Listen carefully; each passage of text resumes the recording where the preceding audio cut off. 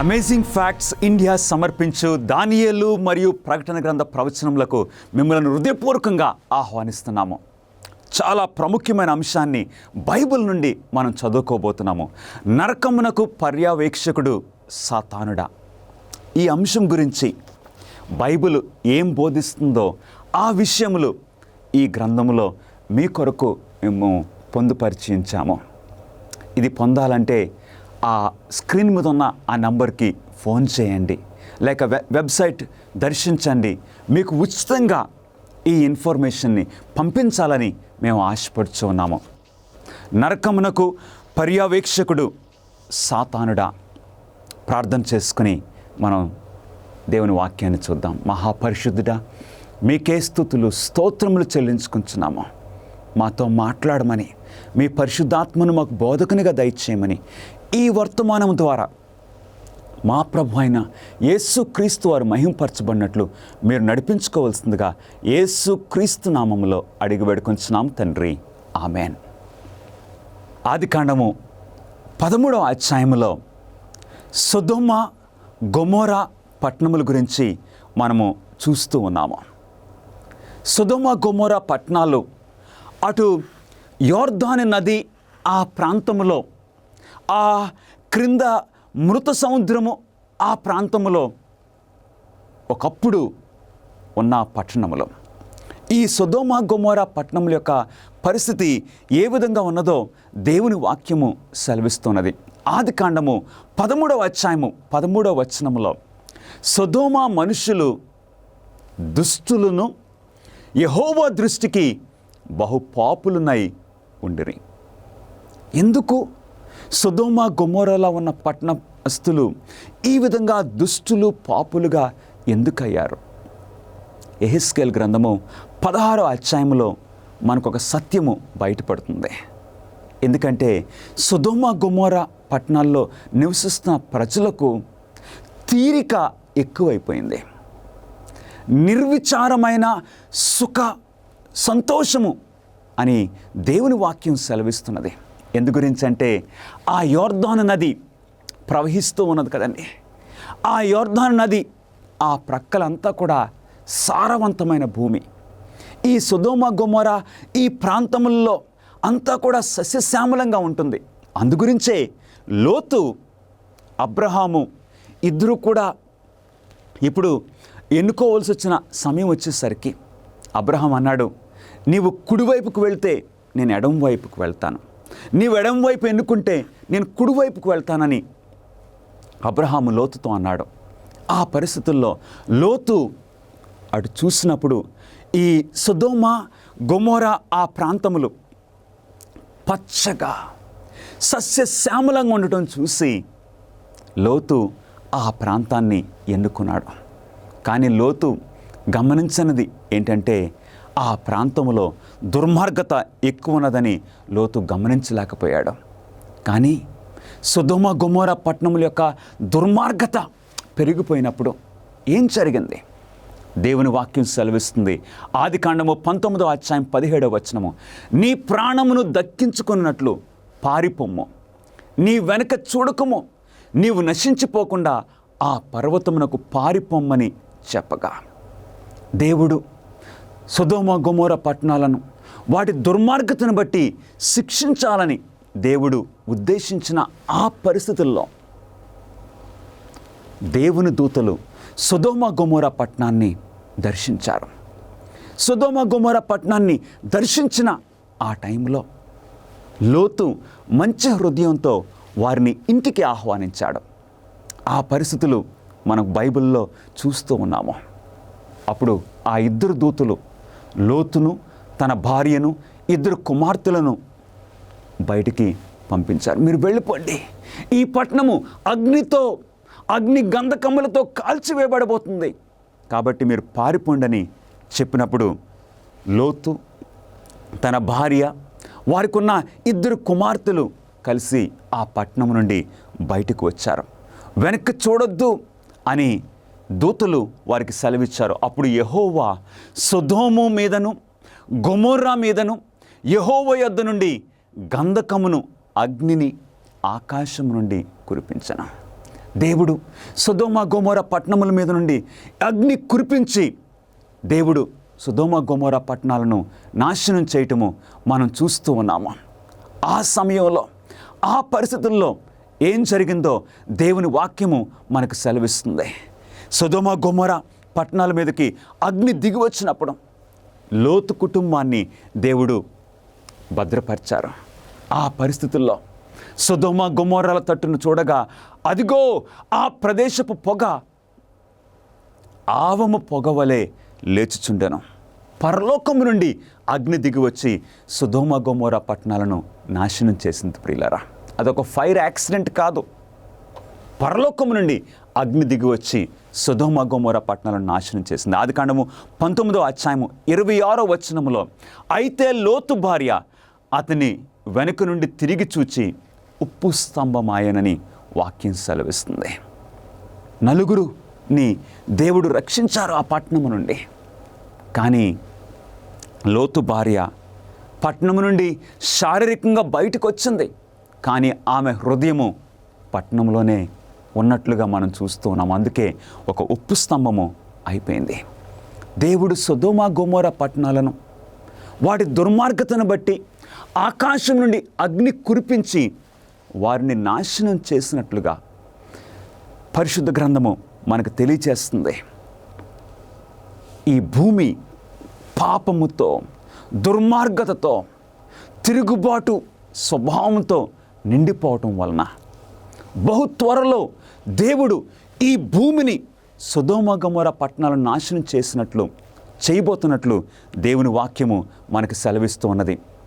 దుర్మార్గుల నాశనానికి ఉదాహరణగా ఏ 2 పట్టణాలు ఇవ్వబడ్డాయి? దేవుని వాక్యం సెలవిస్తుంది 2 పేతురు 2వ అధ్యాయము 6వ వచనములో, మరియు ఆయన సొదొమ గొమొర్రా అను పట్టణములను భస్మము చేసి ముందుకు భక్తిహీనులగు వారికి వాటిని దృష్టాంతముగా ఉంచుటకై వాటికి నాశనము విధించను. గమనిస్తున్నారా ప్రియులారా? సొదొమ గొమొర్రా పట్టణాలు దుర్మార్గంతో నిండిపోవటం వలన దేవుడు అగ్ని కురిపించి వాటిని భస్మము చేశారు. అంత మాత్రమే కాదు, ఆ 2 పట్టణాలు దృష్టాంతముగా మనకు ఒక ఉదాహరణగా దేవుడు ఇచ్చారని దేవుని వాక్యం సెలవిస్తుంది. 2వ ప్రశ్న, నరకములో దుర్మార్గులు ఎప్పుడు నాశనమగుదురు? అలాంటి అగ్ని దేవుడు కురిపించి దుర్మార్గులను ఎప్పుడు నాశనం చేస్తారు? దేవుని వాక్యము మనకు సెలవిస్తుంది. 2 పేతురు 2వ అధ్యాయము 9వ వచనములో, దుర్నీతిపరులను, శిక్షలో ఉంచబడిన వారిని తీర్పు దినము వరకు కావలిలో ముంచుటకును ప్రభువు సమర్థుడు. అవును ప్రియులారా, దేవుడు తీర్పు తీర్చకుండా ఎవరిని శిక్షించడు. సొదొమ గొమొర్రా పట్టణాలను నాశనం చేయకముందు దేవుడు స్వయంగా సొదొమ గొమొర్రా పట్టణాలను పరిశీలించారు. అందుకే అబ్రహాము సొదొమ గొమొర్రా పట్టణాల గురించి విజ్ఞాపన చేయటము మనం ఆదికాండము 18వ అధ్యాయంలో మనం చూస్తూ ఉన్నాము. సో దేవుడు దుర్నీతి పరులను ఎప్పుడు శిక్షిస్తారు? తీర్పు దినము వరకు వారిని కావలిలో ఉంచుతున్నారని దేవుని వాక్యం సెలవిస్తుంది. అంత మాత్రమే కాదు, యోహాను సువార్త 12వ అధ్యాయము 48వ వచనములో, నేను చెప్పిన మాటయే అంత్య దినమందు వానికి తీర్పు తీర్చును. ఆ తీర్పు ఎప్పుడు? అంత్య దినమందు. అంటే తీర్పు తీర్చి అంత్య దినమందు వారిని శిక్షిస్తారని దేవుని వాక్యము సెలవిస్తుంది. మన ప్రభువైన యేసుక్రీస్తు వారు మత్తయి సువార్త 13వ అధ్యాయము 40వ వచనములో గురుగులు ఎలాగు కూర్చబడి అగ్నిలో కాల్చివేయబడునో అలాగే యుగ సమాప్తి వరకు జరుగునని యేసుక్రీస్తు వారు సెలవిస్తున్నారు. అంటే గురుగులు అగ్నిలో ఎప్పుడు కాల్చివేస్తారంటండి? యుగ సమాప్తి యందు దేవుడు తీర్పు తీరుస్తారు. అది అంత్యకాలమందు యుగ సమాప్తి అని మరొక విషయము మనం గమనిస్తూ ఉన్నాము. యుగ సమాప్తి అప్పుడు దేవుడు అగ్నితో ఈ దుర్మార్గులను గురుగులను కాల్చినట్లు కాల్చివేస్తారని దేవుని వాక్యం సెలవిస్తుంది. మత్తయి సువార్త 13వ అధ్యాయము 41వ వచనములో మనుష్య కుమారుడు తన దూతలను పంపును, వారైన రాజ్యములో నుండి దుర్నీతి పరులను సమకూర్చి అగ్నిగుండములో పడవేయబడుదురు. సో దుర్మార్గులకు శిక్ష ఎట్లాగొస్తుందండి? అగ్నిలో, అగ్నిగుండములో. అది ఎప్పుడు జరుగుతుంది? అంత్యకాలమందు లేక యుగ సమాప్తి అప్పుడు. కాబట్టి దుర్మార్గులు ఇప్పుడు వారు నరకాగ్నిలో లేరు. ఎందుకంటే నరకాగ్ని ఎప్పుడు? యుగ సమాప్తిలో, అగ్నిగుండములో దుర్మార్గులు నాశనం చేయబడతారు. కాబట్టి మరణించిన దుర్మార్గులు ఇంకా నరకములో లేకుంటే వారు ఎక్కడున్నారు? దుర్మార్గులు నరకములో లేకపోతే ఇంకెక్కడున్నారు? దేవుని వాక్యం సెలవిస్తుంది. యోహాను సువార్త 5వ అధ్యాయము 28-29 వచనములలో ఒక కాలము వచ్చుచున్నది, ఆ కాలమున సమాధులలో ఉన్న వారందరూ ఆయన శబ్దము విని మేలు చేసిన వారు జీవ పునరుద్ధానమునకును, కీడు చేసిన వారు తీర్పు పునరుద్ధానమునకును బయటకు వచ్చెదరు. ఎప్పుడండి? ఆయన శబ్దం విని. యేసుక్రీస్తు వారి యొక్క రెండవ రాకడ వరకు మరణించిన వారందరూ కూడా వారు సమాధుల్లో నిద్రిస్తున్నారని దేవుని వాక్యం సెలవిస్తుంది. దేవుని స్వరము వారు విను వరకు సమాధుల్లో మరణించిన వారందరూ కూడా నిద్రిస్తూ ఉన్నారు. దేవుని యొక్క వాక్యము యోబు గ్రంథము 21వ అధ్యాయము 30-32 వచనాల్లో మనం చూస్తే దుర్జనులు ఉగ్రత దినమునందు వారు తోడుకొని పోబడుదురు, వారు సమాధికి తేబడుదురు, సమాధిలో వారు నిలిచియుందురు. అంటే చనిపోయిన వారందరూ కూడా ఎక్కడున్నారండి? ఇప్పుడు సమాధుల్లో ఉన్నారు. చాలామంది చనిపోయిన వారు ఇదిగో నీతిమంతులైతే పరలోకానికి వెళ్ళిపోయారు, దుర్మార్గులైతే నరకములో ఉన్నారు. లేదు ప్రియులారా, చనిపోయిన వారందరూ కూడా సమాధుల్లో ఉన్నారని, వారు నిద్రిస్తున్నారని దేవుని వాక్యము చాలా స్పష్టంగా తెలియచేస్తుంది. పాపానికి ప్రతిఫలము లేదా శిక్ష ఏమిటి? రోమీయులకు రాసిన పత్రిక 6వ అధ్యాయము 3వ వచనములో పాపము వలన వచ్చి జీతము మరణము, అయితే దేవుని కృపావరము మన ప్రభువైన యేసుక్రీస్తునందు నిత్య జీవము. హల్లెలూయా. మనం పాపం చేశాం కాబట్టి మనము మరణించవలసి ఉన్నాము. కానీ దేవుని కృపావరము మన ప్రభువైన యేసుక్రీస్తునందు నిత్య జీవము, క్రీస్తు ద్వారా పాపులమైన మనకు నిత్య జీవము కలుగుతుందని దేవుని వాక్యం సెలవిస్తున్నది. అందుగురించే ఆదామవ్వలు పాపం చేసిన తర్వాత దేవుని యొక్క కరుణా కటాక్షములను బట్టి వారు మరణించవలసి ఉన్నది. కానీ దేవుడు వారి ప్రాణాన్ని కాపాడారు. అప్పుడు దేవుని వాక్యం ఏం సెలవిస్తుంది? ఆదికాండము 3వ అధ్యాయము 22వ వచనములో అతడు ఒకవేళ తన చెయ్యి చాచి జీవవృక్ష ఫలమును కూడా తీసుకొని తిని నిరంతరము జీవించునేమో అని ఏదెను తోటలో నుండి దేవుడు వారిని బయటికి పంపించారు. అంటే పాపులు నిత్యము పాపములో జీవించటము దేవుని యొక్క ఉద్దేశము కాదు. దుర్మార్గులు నిత్యము పాపపు స్థితిలో ఉండటము దేవుని యొక్క ఉద్దేశము అసలు కాదు. అందుగురించే దేవుడు ఆదామవ్వలను ఏదైనా తోటలో నుండి బయటకు పంపించినట్లు దేవుని వాక్యం సెలవిస్తుంది. మనుషులందరికీ ఉన్న రెండే రెండు ఎంపికలు ఏమిటి? అవును, దేవుడు మనకి ఎంచుకునే శక్తిని మనకు అనుగ్రహించారు. మన ముందున్న ఆ రెండు చాయిసెస్ ఏంటి? యోహాను సువార్త 3:16 ఆయన యందు విశ్వాసముంచు ప్రతివాడును నశింపక నిత్యజీవం పొందినట్లు ఆయనను అనుగ్రహించాను. రెండే రెండు మనం ఎంపిక చేసుకోవడానికి. ఒకటి నిత్య జీవము, మరొకటి నాశనము. ప్రియులరా, అవును, దేవుడు మానవులైన మనలను ఆయన స్వరూపములో సృష్టించి మనకి ఈ చక్కటి భాగ్యము అనుగ్రహించారు. నీవెన్నుకునే ఆ శక్తిని, ఆ అవకాశమును నీకు నాకు దేవుడిచ్చారు. నీవు దేన్ని ఎన్నుకుంటావు ప్రియ సహోదరుడా, సహోదరి? నిత్య జీవమునా లేక నిత్య నాశనమునా? దేవుని వాక్యము మనకు సెలవిస్తుంది. పాపానికి శిక్ష నిత్యము కాల్చుచున్న మంటల్లో దహనము అయితే యేసు సంపూర్ణ పాప పరిహారము చెల్లించినట్లే. ఒకవేళ ఒక పాపి గనక నరకములో నిత్యము కాలుతూ ఉంటే దాని అర్థం ఏంటో తెలుసండి? యేసుక్రీస్తు వారు మన నిమిత్తము సంపూర్ణంగా పాప పరిహారము చెల్లించినట్లే. ఆలోచించండి ప్రియ సహోదరి సహోదరులారా, నరకాగ్నిలో దుర్మార్గులకు ఏమి జరుగును? దేవుని వాక్యం ఏం సెలవిస్తుంది? ఈ నరకాగ్ని వలన దుర్మార్గులకు ఏమి జరగబోతుంది?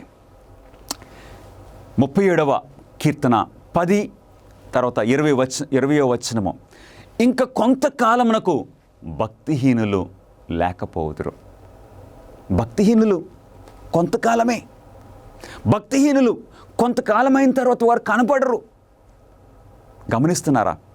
20వ వచనము, భక్తిహీనులు నశించిపోవుదురు, వారు పొగవలే కనబడక పోవుదురు.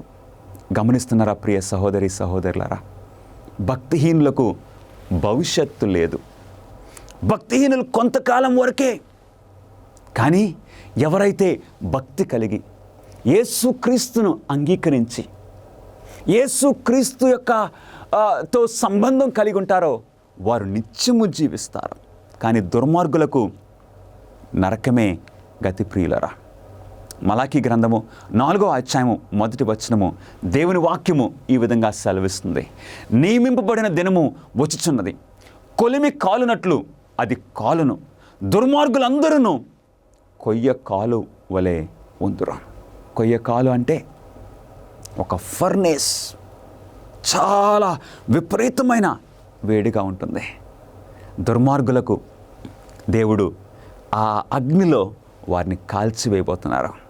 కాల్చి ఇక వారు కాలి బూడిదైపోతున్నట్లు దేవుని వాక్యము సెలవిస్తుంది. మలాకీ గ్రంథము 4వ అధ్యాయము 1వ వచనము, రాబో దినము అందరినీ అంటే దుర్మార్గులందరినీ కాల్చివేయనని, దుర్మార్గులు మీ పాదముల క్రింద ఏంటండి ధూళి అంటే బూడిద వలె ఉందురు, మీరు వారిని అణగదొరక్కుదురు. గమనిస్తున్నారా ప్రియ సహోదరుడా, సహోదరి? దుర్మార్గులు ఆ అగ్నిలో కాల్చివేయబడి ఇంకా రిజల్ట్ ఏంటండి? వారు బూడిదైపోతున్నారు. గమనిస్తున్నారా ప్రియ సహోదరుడా, సహోదరి? నరకాగ్ని గురించి దేవుని యొక్క వాక్యము స్పష్టంగా తెలియజేస్తున్న ఈ సత్యమును మీరు గమనించవలసిందిగా దేవుని వాక్యము మనల్ని ఆదేశిస్తుంది. నరకాగ్ని ఎక్కడ ఉండును? చాలామంది నరకం ఎక్కడున్నది అని అడిగినట్లయితే ఎన్నో సమాధానాలు వారు ఇస్తూ ఉన్నారు. నరకము ఇదిగో ఎక్కడో వేరే లోకములో ఉన్నదని, నరకం ఎక్కడో ఈ భూమి కింద ఎక్కడో కాలుతూ ఉందని సమాధానాలు ఇస్తున్నారు. అసలు బైబిల్ ఇచ్చే సమాధానం ఏంటి? నరకాగ్ని ఎక్కడ ఉండును? దేవుని యొక్క వాక్యం సెలవిస్తుంది. దయచేసి అందరం చూద్దాము. ప్రకటన గ్రంథము 20వ అధ్యాయము 9వ వచనములో దేవుని వాక్యం సెలవిస్తుంది. వారు అంటే దుర్మార్గులు భూమి అందంతటా వ్యాపించి పరిశుద్ధుల శిబిరమును ప్రియమైన పట్టణమును ముట్టడి వేయగా పరలోకము నుండి అగ్ని దిగివచ్చి వారిని దహించెను. గమనిస్తున్నారా ప్రియులరా? ఎక్కడండి? పరలోకము నుండి అగ్ని ఈ భూమి మీదకి కుమ్మరింపబడుతుంది. దుర్మార్గులు ఈ భూమి మీద ఆ పరిశుద్ధ పట్టణమును వారు ముట్టడి వేసినప్పుడు అప్పుడు అగ్ని పరలోకము నుండి దిగి వచ్చి వారిని దహించి వేస్తుంది. సో నరకాగ్ని ఎక్కడ? ఈ భూమి మీదే ఉండబోతుంది, ఇప్పుడు కాదండి. ఎలాగైతే అగ్ని వచ్చి సొదొమ గొమొర్రా పట్టణాలను నాశనం చేసిందో అట్లాగే నరకాగ్ని కూడా అగ్ని దిగివచ్చి ఒక టైంలో ఇక ఈ దుర్మార్గులందరినీ కూడా నాశనం చేయబోతుంది. దీని గురించి ఇక రాబోవు మన వర్తమానంలో కూడా మనం తెలుసుకోబోతున్నాము. ఆ 1000 సంవత్సరముల గురించి మనం ఉన్న వర్తమానంలో ఇంకా స్పష్టంగా మనకు అర్థమవుతుంది. ప్రియ సహోదరుడా, సహోదరి, నరకాగ్ని అంటే ఎక్కడో ఏదో లోకము, ఏదో గుండము కాదు ప్రియులారా. ఈ భూమి మీదే దుర్మార్గులను దేవుడు కాల్చివేయబోతున్నారు. ఒక టైంలో దేవుని వాక్యం సెలవిస్తుంది, పంచభూతములు మిక్కటమైన వేండ్రముతో లయమైపోవును. ఆ నరకాగ్నికి ఇక భూమియు దాని మీదనున్న కృత్యములను కాలిపోవును. అది ప్రియులరా, ఈ భూమి అంతా కూడా ఆ దుర్మార్గులతో కాలిపోయే ఒక సమయము వస్తున్నదని దేవుని వాక్యము సెలవిస్తుంది. ఇప్పుడు ఈ నరకాగ్నికి సాతానుడు పర్యవేక్షకుడిగా ఉండునా? ఈ నరకాగ్ని ఎవరు స్వాధీనంలో ఉంటుంది? దేవుని యొక్క వాక్యము ఏమి సెలవిస్తుందో మనం చూద్దాం. ప్రకటన గ్రంథము 20వ అధ్యాయము 10వ వచనములో, వారిని మోసపరిచిన అపవాది అగ్ని గంధకములు గల గుండములో పడవేయబడెను. అంటే దేవుని వాక్యం ఏమి సెలవిస్తుంది? సాతానుడు కూడా, అపవాది కూడా ఆ అగ్నిలో కాల్చివేయబడుతున్నాడని దేవుని వాక్యం సెలవిస్తుంది. అంటే ఈ నరకానికి సాతానుడు పర్యవేక్షకుడా? ఏమాత్రమూ కాదు ప్రియులరా. సాతానుడి యొక్క స్వాధీనములో ఈ నరకము లేదు. పరలోకము నుండి అగ్ని దిగివచ్చి దుర్మార్గులను సాతానుడితో సహా ఈ భూమి అంతా కూడా కాలిపోబోతుందని దేవుని వాక్యము సెలవిస్తూ ఉన్నది. నరకాగ్ని మంటలు ఎప్పటికైనా ఆరిపోవునా? నరకము ఎంతకాలం కాలుతుంది? ఆ మంటలు అసలు ఆరిపోతాయా? దేవుని వాక్యము ఏమి సెలవిస్తుంది? యెషయా గ్రంథము 47వ అధ్యాయము 14వ వచనములో, అది కాచుకొనుటకు నిప్పు కాదు, ఎదుట కూర్చుండి కాచుకొనదగినది కాదు. అంటే ఆ నరకాగ్ని ఏదో మనం అలా కూర్చుని చలిమంట కాసుకోవటం కాదు ప్రియులరా, మహావేంద్రముతో ఉంటుంది. అది ఈ భూమిని అంతటినీ, పాపులను, సాతానుడితో పాటు ఉన్న దూతలందరినీ కూడా ఆ అగ్ని కాల్చివేస్తుంది. తర్వాత ఆ అగ్ని ఆరిపోతుందని దేవుని వాక్యము సెలవిస్తుంది. మనం దేవుని వాక్యంలో నుండి చూడబోతున్నాము. నా ప్రియ సహోదరి సహోదరులారా, నరకములో ఆత్మ మరియు దేహము రెండును నాశనమగున. నరకము, ఆ నరకాగ్ని దేన్ని కాల్చగలుగుతుంది? ఆత్మను దేహమును కూడా కాల్చివేస్తుందా, లేక కొంత భాగమున? దేవుని వాక్యము ఏమి సెలవిస్తుంది? మత్తయి సువార్త 10వ అధ్యాయము 28వ వచనము. మత్తయి సువార్త 10వ అధ్యాయము 28వ వచనములో మన ప్రభువైన యేసుక్రీస్తు వారు, ఇవి యేసుక్రీస్తు వారి యొక్క మాటలు, మన ప్రభువైన యేసుక్రీస్తు వారి యొక్క మాటలు ఏంటండి? ఆత్మను చంపనేరక దేహమునే చంపు వారికి భయపడకుడి, కానీ ఆత్మను దేహమును కూడా నరకములో నశింపగల జయువానికి మిక్కిలి భయపడుడి. అంటే దేవుడు నరకాగ్నిలో ఆత్మను దేహమును కూడా నశింపచేస్తారు. గమనిస్తున్నారా ప్రియులరా? అందుకే మహావేంద్రముతో ఆ అగ్ని ఉంటుంది, పరలోకము నుండి వస్తుంది ఆ అగ్ని. అందుగురించి ఆత్మ దేహము సంపూర్ణంగా నాశనం అయిపోతుంది ఆ నరకాగ్నిలో. ఆ అగ్నిలో ఇక ఏది కూడా మిగలదని దేవుని వాక్యం సెలవిస్తుంది. అసలు నరకాగ్ని ఎవరి కొరకు రగిలించబడను? చాలా మంచి ప్రశ్న. అసలు నరకాగ్ని ఎవరి కొరకు? ప్రభు అయిన యేసుక్రీస్తు వారి యొక్క మాటలు ఇప్పుడు చూద్దాం ప్రియులరా. మత్తయి సువార్త 25వ అధ్యాయము 41వ వచనము దయచేసి అందరం కూడా చదువుదామా? నన్ను విడిచి అపవాదికిని వాని దూతలకును సిద్ధపరచబడిన నిత్యాగ్నిలోనికి పోవుడి. నరకాగ్ని ఎవరి కోసం దేవుడు సిద్ధపరుస్తున్నారు? అపవాదికిని వాని దూతలకును. ప్రియ సహోదరుడా, సహోదరి, ఒక సత్యాన్ని నువ్వు గమనించమని నేను కోరుచు ఉన్నాను. ఆ సత్యం ఏంటంటే నరకాగ్ని నీ కోసం కాదు. ఆయన స్వరూపములో సృష్టింపబడిన మానవుల కోసం దేవుడు నరకాగ్నిని సిద్ధపరచలేదు. ఎవరి కోసం సిద్ధపరచారని ప్రభువైన యేసుక్రీస్తు వారు సెలవిస్తున్నారు?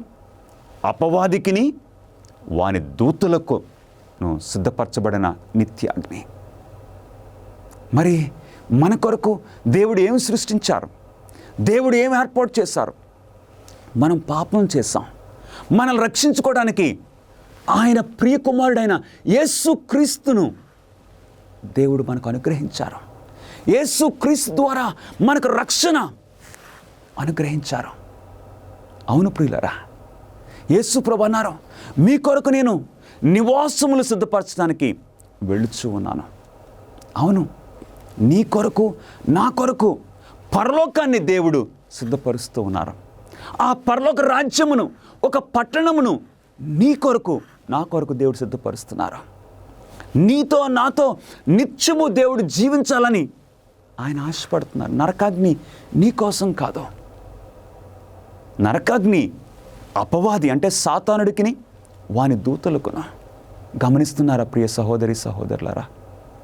ప్రభువైన యేసుక్రీస్తు వారు దేవుని యొక్క ప్రణాళికలు ఎంత అద్భుతంగా ఉన్నాయో. కాబట్టి ఈరోజే ఈ నరకాగ్ని గురించి ఈ సత్యాలను మనం తెలుసుకొని ప్రభువైన యేసుక్రీస్తు వారితో మన సంబంధాన్ని బలపరుచుకుందాం. యేసుక్రీస్తు వారు నీ కొరకు సిద్ధపరుస్తున్న ఆ నివాసముల్లో జీవించడానికి మనం ఈ రోజు నుండే సిద్ధపడాలి. ప్రియ సహోదరి సహోదరులారా, నరకాగ్ని మన కోసం కాదు. కానీ వాస్తవం ఏంటి?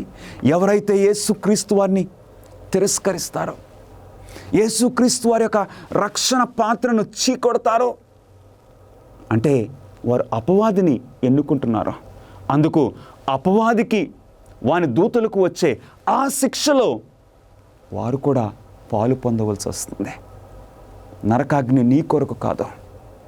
నీ కొరకు దేవుడు ఒక చక్కటి పరలోకమును ఆయన సిద్ధపరచున్నారని దేవుని వాక్యం సెలవిస్తుంది. విచ్ఛిన్నమైపోయినటువంటి ప్రపంచంలో దేవుని యొక్క ప్రణాళిక ప్రవచనాల ద్వారా మీరు తెలుసుకోవాలని కోరుతూ ఉన్నారా?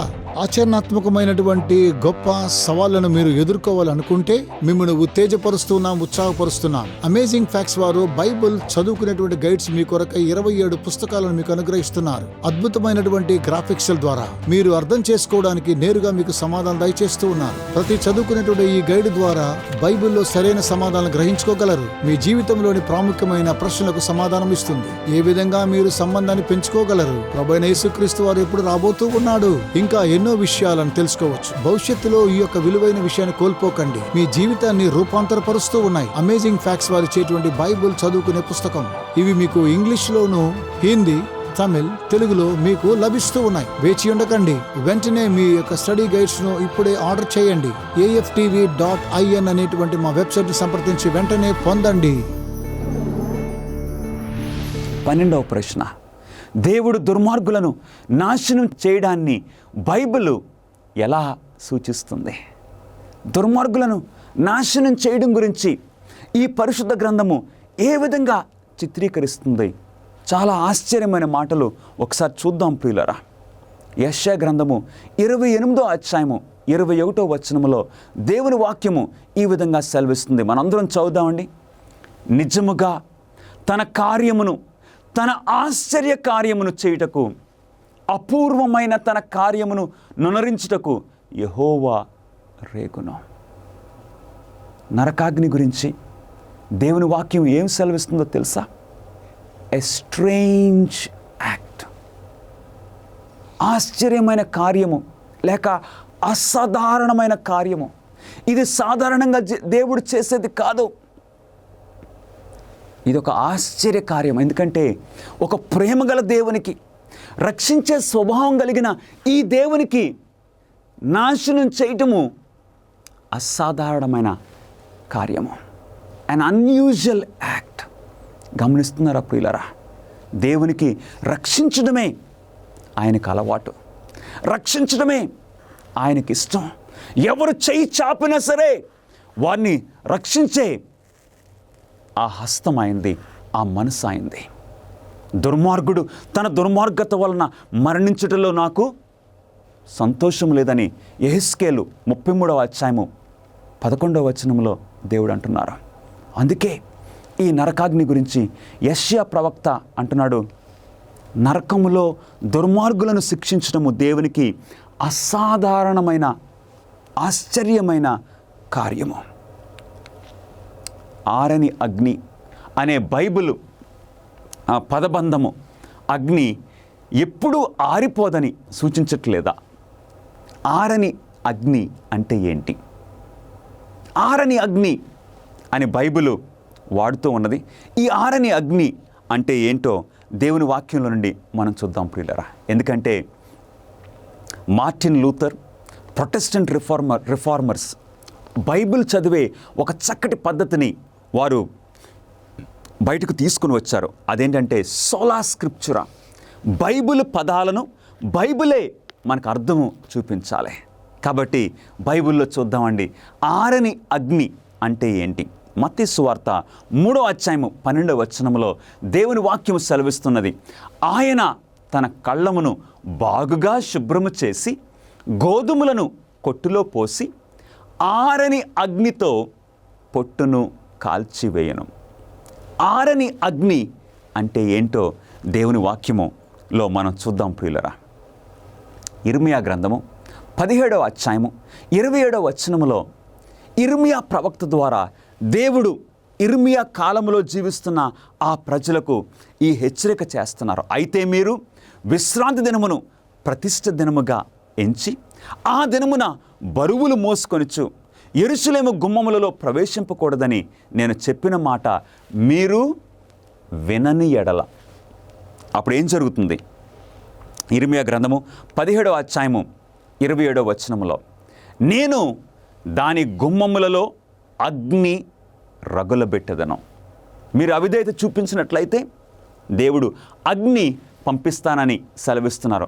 అది యెరూషలేము నగరులను కాల్చివేయును, దానిని ఆర్పుటకు ఎవరికిని సాధ్యము కాకపోను. ఎవరు ఆర్పలేరు. ఆ విధంగా యెరూషలేము గుమ్మములలో నేను అగ్ని రాజబెట్టబోతున్నాను. అది ఎవరికిని ఆర్పడానికి సాధ్యం కాదు. ఇప్పుడు మిమ్మల్ని ఒక ప్రశ్న అడగాలనుకుంటున్నాను. మీలో కొంతమంది హోలీ ల్యాండ్ టూర్ కూడా వెళ్ళొచ్చారు.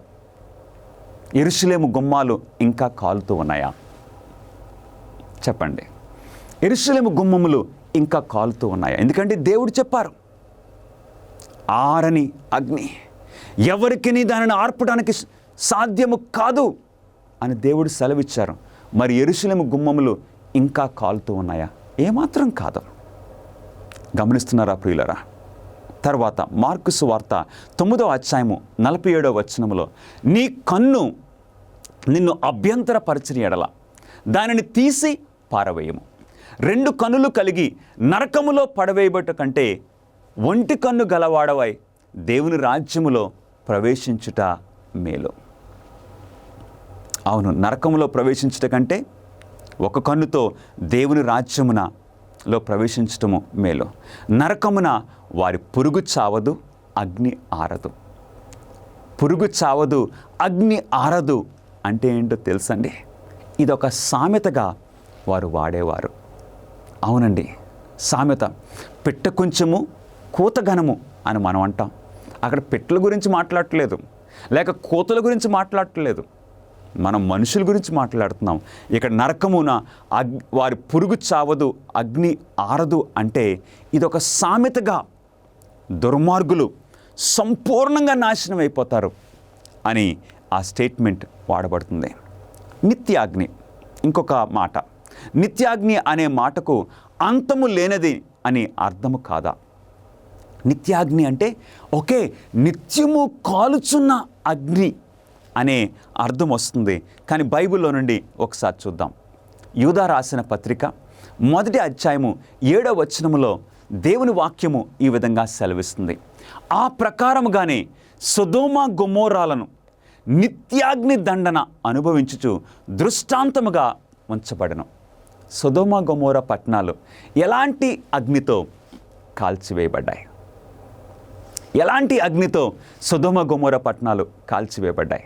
దేవుని వాక్యం సెలవిస్తుంది నిత్యాగ్ని అని దేవుని వాక్యం సెలవిస్తుంది. మరి ఈ నిత్యాగ్ని దండన అంటే ఏంటి ప్రియ సహోదరుడా, సహోదరి? నిత్యాగ్ని అంటే నిత్యము కాలుచున్న అగ్ని అయితే ఇప్పుడు సొదొమ గొమొర్రా పట్టణాలు ఇంకా కాలుతూ ఉన్నాయా? లేదే. సొదొమ గొమొర్రా పట్టణాల మీదకి పరలోకం నుండి అగ్ని దిగి వచ్చింది. ఆ పట్టణాలు కాల్చివేయబడ్డాయి. ఆ అగ్ని ఆరిపోయింది. ఇప్పుడు ఆ సొదొమ గొమొర్రా ఒకప్పుడు ఆ పట్టణాలు ఉన్న ఆ స్థలమంతా కూడా ఆ ఉప్పు సముద్రము ఆ ప్రాంతంలో ఉన్నది. అక్కడ గడ్డి కూడా మొలవట్లేదని దేవుని వాక్యము సెలవిస్తున్నది ప్రియులారా. మోషే టైంలోనే వారు గమనించారు అక్కడ గడ్డి కూడా మొలవట్లేదని. నిత్యాగ్ని అంటే నిత్యము కాలుచున్న అగ్ని కాదు. నిత్యాగ్ని అంటే బైబిల్ ప్రకారంగా అర్థమేంటో తెలుసండి. దాని ఫలితము నిత్యంగా ఉంటుంది. ఇప్పుడు వరకు కూడా మనం సొదొమ గొమొర్రా గురించి మాట్లాడుకుంటున్నాము. నిత్యము, గమనిస్తున్నారా? నిత్యము కాల్చటం కాదు.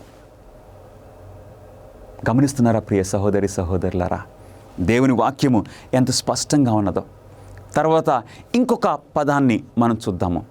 దుర్మార్గులు యుగయుగములు హింసింపబడతారని ప్రకటన 20వ అధ్యాయము 10వ వచనము చెప్పినప్పుడు అది అంతము లేని కాలాన్ని సూచించట్లేదా? యుగయుగములు అంటే అంతము లేని కాలమని మనకు అర్థము వస్తుందా ఏంటి? యుగయుగములు వారు కాలుతారు, యుగయుగములు హింసింపబడతారన్న మాటకు అర్థం ఏంటి? 3 ఉదాహరణలు మీకు బైబిల్లో నుండి ఇవ్వాలని నేను ఆశపడుతూ ఉన్నాను. మొట్టమొదటిది యోనా జీవితానికి మనం వెళ్దాం. యోనా రాసిన గ్రంథము 2వ అధ్యాయము 6వ వచనములో యోనా ఈ విధంగా అంటున్నాడు, నేను మరెన్నటికి ఎక్కి రాకుండా భూమి గడియలు వేయబడి ఉన్నవి.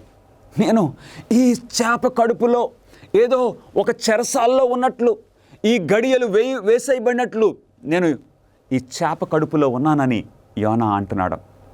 ఇంగ్లీష్లో అయితే మరి ఎన్నటికి అనే మాటకు ఫర్ ఎవర్ అనే మాట వాడబడింది. కానీ యోనా చేప కడుపులో ఎంతకాలం ఉన్నాడు? ఫర్ ఎవర్ ఉన్నాడా? మరి ఎన్నటికి ఎంతకాలం ఉన్నాడు చేప కడుపులో? యోనా 1వ అధ్యాయము 17వ వచనములో యోనా 3 దినములు ఆ మత్స్యము యొక్క కడుపులో ఉండెను. ఆ 3 దినాలకే యోనా అంటున్నాడు ఫర్ ఎవర్ అంటే యుగయుగములు. తెలుగులో యుగయుగములు అంటే ఇక అంతము లేని కాలం కాదు ప్రియులరా. యోనా అయితే 3 దినాలనే ఫర్ ఎవర్ అనేస్తున్నాడు. అంటే అలాగ అనిపిస్తుంది, కానీ అంతకాలము కాదు. తర్వాత వారి బాధా సంబంధమైన పొగ యుగయుగములు లేచునని ప్రకటన 14వ అధ్యాయము 11వ వచనం సెలవిస్తుంది. సో యుగయుగములు అనే మాటకు అర్థము ఏంటో మనం చూద్దాం ప్రియులరా.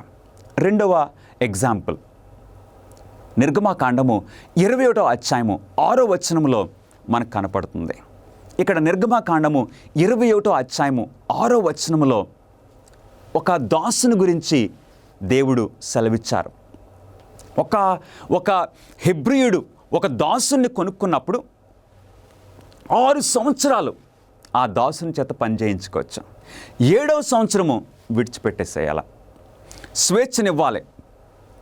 కానీ ఆ దాసుడు ఆ యజమానుడి దగ్గరికి వచ్చి నీ దగ్గరే నేను ఉండిపోతాను, నీ దగ్గరే నేను దాసుడిగా ఉంటానని అన్నప్పుడు ఏం చేయాలో తెలుసండి, ఆ యజమానుడు ఆ దాసుని తీసుకుని వెళ్ళి ఆ పెద్దల దగ్గరికి తీసుకుని వెళ్ళి ఆయన చెవులకు కదురుతో గుచ్చాలి.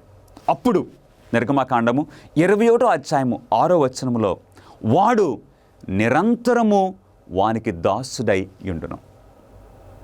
నిరంతరము అంటే ఎంతకాలము? నిరంతరము ఆ దాసుడు బ్రతుకుతాడా?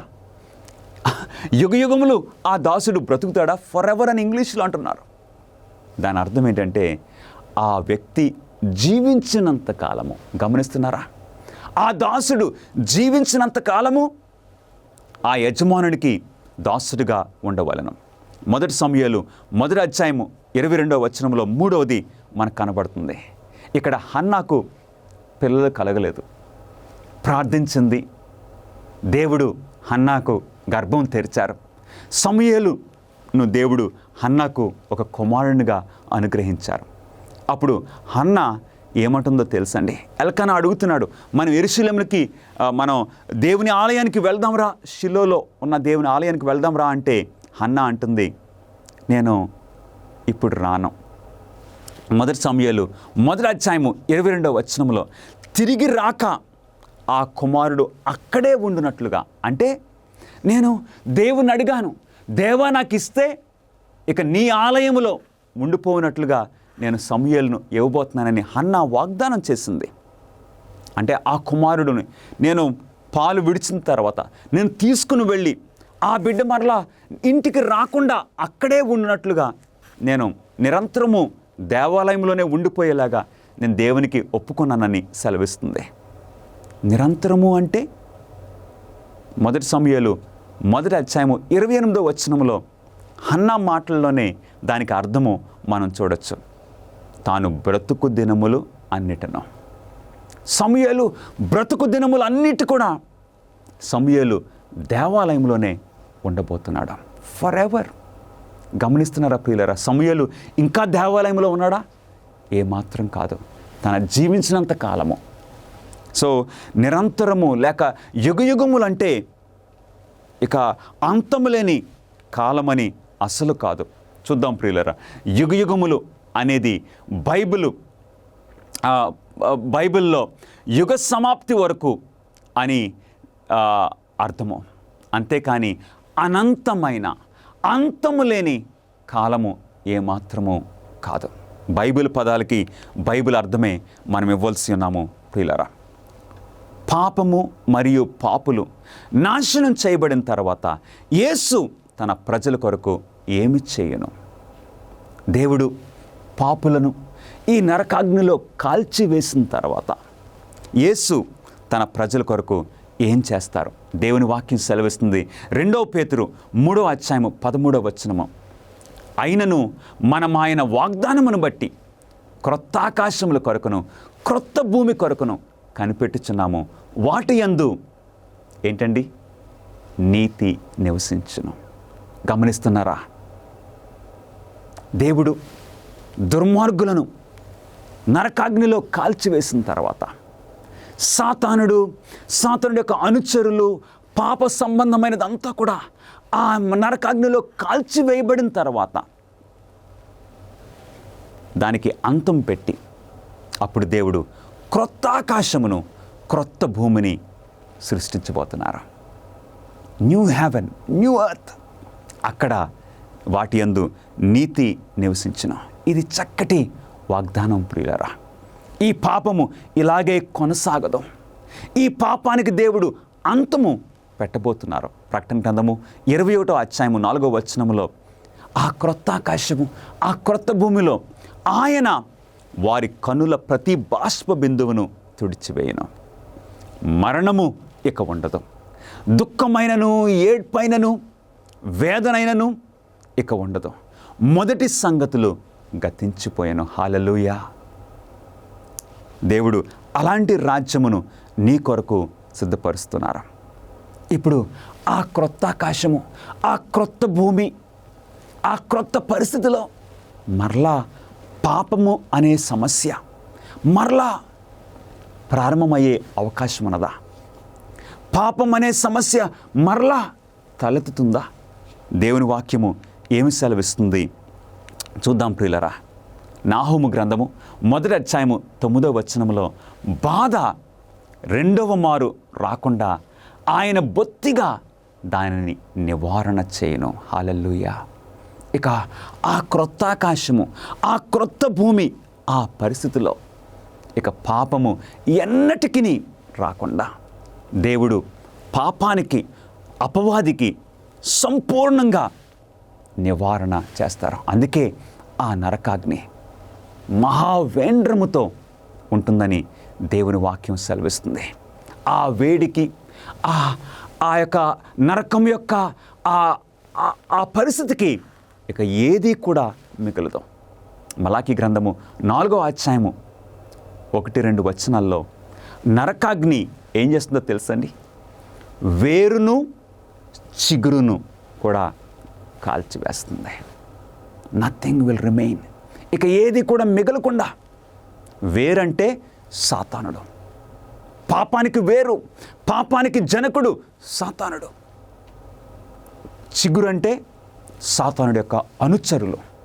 గమనిస్తున్నారా ప్రియులరా? ఆ నరకాగ్నిలో దేవుడు పాపానికి వేరు, చిగురు కూడా కాల్చివేయబోతున్నారు. అందుకే నాహూం ప్రవక్త ధైర్యంగా మాట్లాడుతున్నాడు. పాపము రెండవ మారు రాకుండా ఆయన దానిని బొత్తిగా సంపూర్ణంగా నివారణ చేయనని దేవుని వాక్యం సెలవిస్తుంది. యోబు ఒక ప్రశ్న అడుగుతున్నాడు. చాలా ప్రాముఖ్యమైన ప్రశ్న. ఆలోచింపచేసే ఏ ప్రశ్నను యోబు అడిగను. యోబు గ్రంథము 4వ అధ్యాయము 16వ వచనములో దేవుని వాక్యము ఈ విధంగా సెలవిస్తుంది. దేవుని సన్నిధిని మర్త్యులు అంటే మరణించినట్టు మనుషులు నీతిమంతులగుదురా? ఈ ప్రశ్న బట్టి మనం ఒక విషయాన్ని గమనించవచ్చు. ఏంటంటే దేవుడు దుర్మార్గులను నిత్యము కాలిస్తే ఎవరు ఎక్కువ నీతిమంతులు అవుతారు? దేవుడా, మానవులా? ఉదాహరణకు మీకు ఒక కుమారుడు ఉన్నాడు, లేక ఒక కుమార్తె ఉన్నది. ఇక ఆ కుమారుడు దుర్మార్గపు క్రియల్లో నిలిచిపోయాడు అనుకుందాం. ఇక వెనక్కి తిరిగే పరిస్థితి లేదు. దుర్మార్గతలో నిలిచిపోయాడు, స్థిరపడిపోయాడు. ఆ వ్యక్తిని ఆ తండ్రి ఏం చేస్తాడు? ఎన్నిసార్లు చెప్పినా వినలేదు.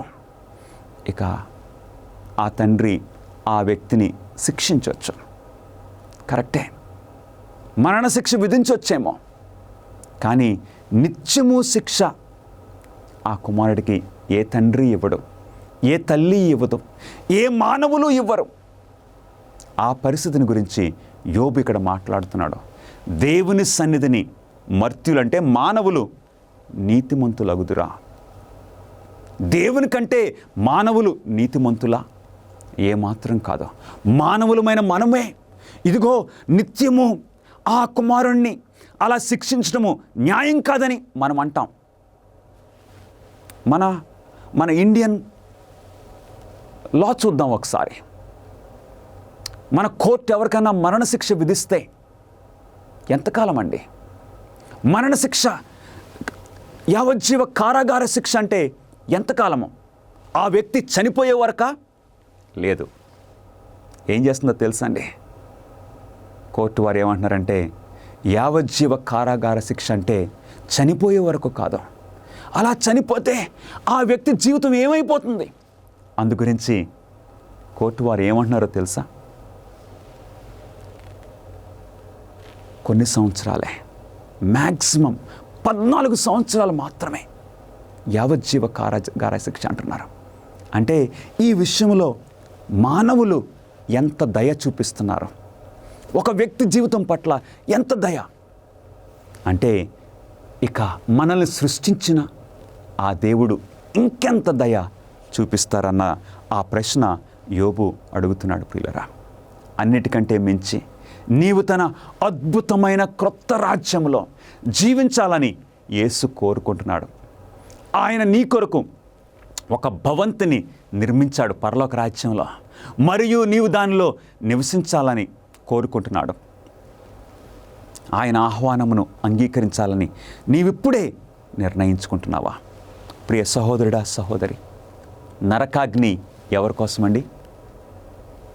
నరకాగ్ని సాతానుడు వాని దూతలకు. నీ కొరకు దేవుడు ఒక చక్కటి పరలోకాన్ని సిద్ధపరిచారు. కానీ ఒక విషయం మనం గమనించాలి ఈరోజు. ఏంటంటే నరకాన్ని చూసి, నరకాగ్నిని చూసి దేవుని దగ్గరికి మనం రావడం కాదండి. నరకాగ్నికి భయపడి దేవుని దగ్గరికి రావడం కాదు. ఆయన ప్రేమను చూసి, ఆయన ప్రియకుమారుణ్ణి నా నిమిత్తము నా స్థానములో నా శిక్ష భరించడానికి ఇచ్చారు.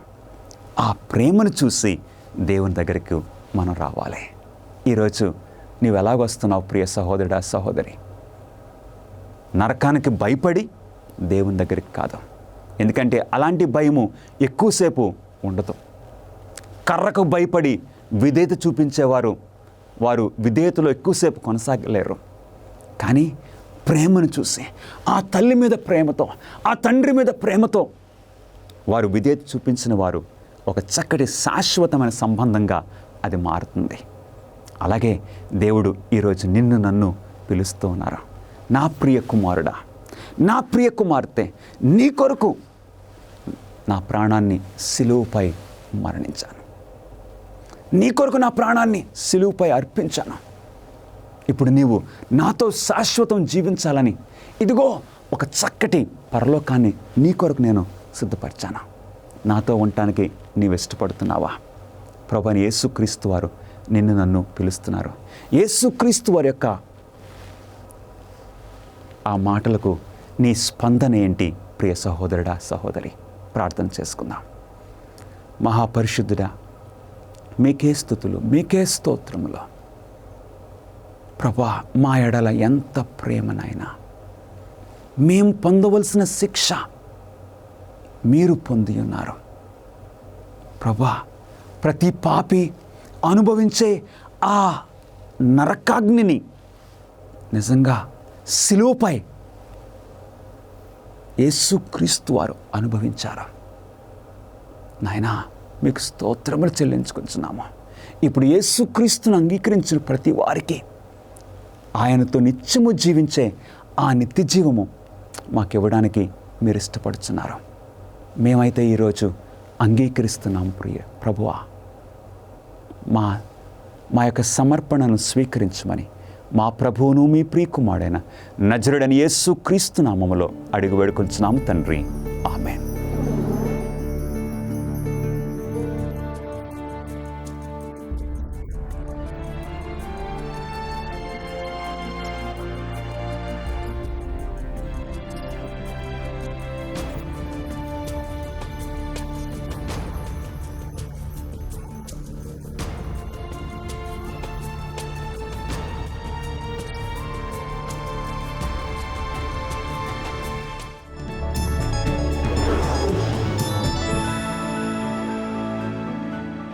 మిత్రులారా, మీరు ఎత్తులకు భయపడుతున్నారా? అలా అయితే మీరిప్పుడే దూరంగా చూడాలనుకోవచ్చు. శాన్ ఫ్రాన్సిస్కో బే ప్రాంతంలోని అత్యంత ప్రసిద్ధ ఆకర్షణలలో ఒకటి ఐకానిక్ గోల్డ్ గేట్ వంతెన.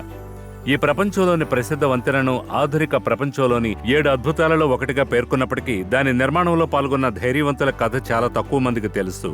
దీనిని సగం నుండి నరకం క్లబ్ అని కూడా పిలుస్తారు. చివరి నుండి చివరి వరకు 4200 అడుగుల వద్ద దూరదృష్టి గల ఇంజనీర్ల బృందం రూపొందించింది గోల్డెన్ గేట్ వంతెన ఒకప్పుడు ప్రపంచంలోనే అతి పొడవైన సస్పెన్షన్ వంతెన. 1933 నుండి 1937 వరకు దాని నిర్మాణ సమయంలో గోల్డెన్ గేట్ వంతెన ఆ సమయంలో ఏ ప్రాజెక్టు కంటే ఉత్తమమైన భద్రతా నిర్మాణ రికార్డులను కలిగి ఉంది. ఖర్చు చేసిన ప్రతి $1 మిలియన్ ఒక వ్యక్తి చనిపోతాడని వారు పరిగణలోకి తీసుకుంటారని గుర్తుంచుకోండి. కాబట్టి $35 మిలియన్ బడ్జెట్ లో ప్రాణ నష్టం ఆమోదయోగ్యం కాదని వారికి తెలుసు. అందుకే ప్రధాన ఇంజనీర్ జోసెఫ్ బి. స్ట్రాస్ వంతెన నిర్మాణంలో ఉపయోగించిన అత్యంత కఠినమైన భద్రతా జాగ్రత్తలను ఉపయోగించడం గురించి పూర్తిగా మొండిగా ఉన్నాడు. అతను భద్రతా పరికరాల స్థానిక తయారీదారుని కలిగి ఉన్నాడు. అతను ప్రతి ఉద్యోగంలో ధరించాలని పట్టుబట్టిన ప్రత్యేక తల గేర్ను రూపొందించాడు. ఇది మొట్టమొదటిసారిగా ధరించే ఆధునిక గట్టి టోపీకి నమూనాగా మారింది. కానీ భద్రతా జాగ్రత్తలు మరింత ముందుకు సాగాయి. చల్లని గాలి నుండి వారి చర్మాన్ని రక్షించడానికి స్ట్రాస్ ఒక ప్రత్యేక చేతి మరియు ముఖ క్రీమ్ని మరియు వారి కళ్లను రక్షించడానికి మెరుపులేని గాగుల్స్ని అందించాడు. అదనంగా వారు ఆ ఎత్తైన ప్రదేశాలలో పనిచేస్తున్నప్పుడు మైకాన్ని నివారించడానికి ప్రత్యేక ఆహారం కూడా తిన్నారు.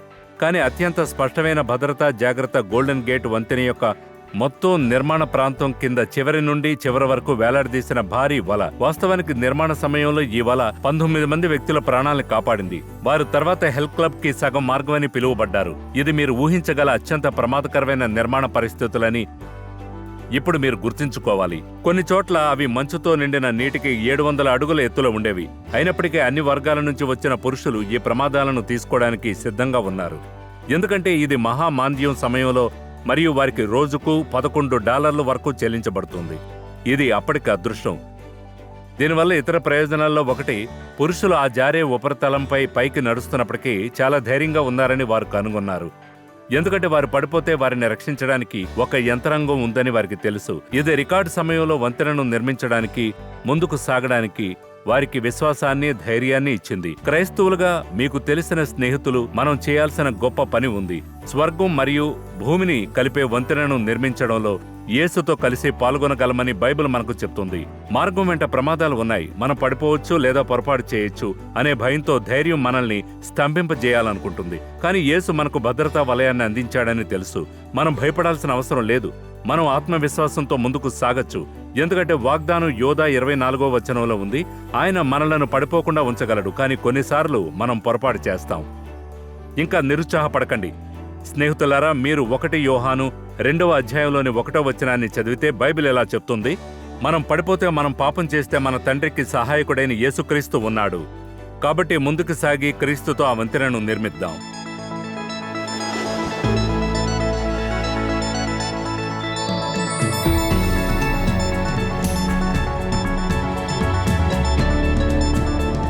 మరిన్ని అమేజింగ్ ఫ్యాక్ట్స్ వీడియోల కోసం మా యూట్యూబ్ ఛానల్ దర్శించండి. సబ్స్క్రైబ్ చేయడం మర్చిపోవద్దు.